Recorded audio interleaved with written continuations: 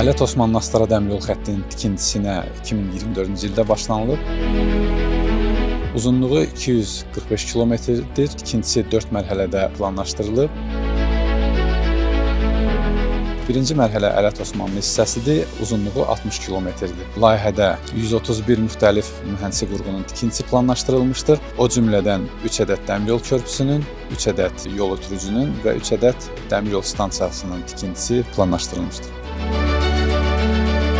Hazırda 2-ci kilometrdə yol ötürücü qurğunun beton işlərinin yekunlaşdırılması planlaşdırılır. Yanaşma yollarının tikintisi isə davam etdirilir. İkinci mərhələ Kür körpüsündən ibarətdir. Kür körpüsü 2023-cü ildə tikilib və istismara verilib.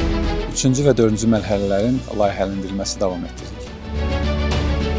Ələt Osmanlı-Astara dəmiryol xətti şimal-cənub beynəlxalq nəqliyyat dəhlizinin mühüm bir hissəsidir. Dəmiryol xətti 50-ci illərdə tikilib istifadəyə verilmişdir. 80-ci illərdə əsaslı təmir olunmuşdur. Dəmiryolun tikintisinin əhəmiyyəti ölkənin tranzit potensialının artırılmasına, eləcə də infrastrukturunun yaxşılaşdırılmasına xidmət edir. Təhlükəsizliklə bağlı bu yolda eyni səviyyəli kəsişmələrin müxtəlif səviyyəli kəsişmələrlə əvəz olunması işləri görülür.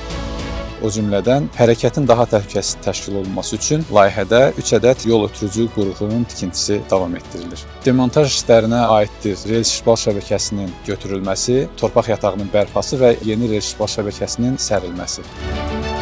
Demontaj işlərinin 50% yerinə yetirilmişdir, işlər davam etdirilir.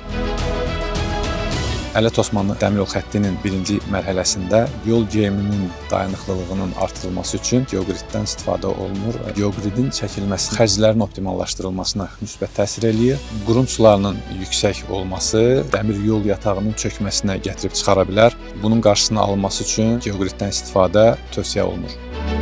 Layihənin yekunlaşdırılması 2028-ci ildə nəzərdə tutulur.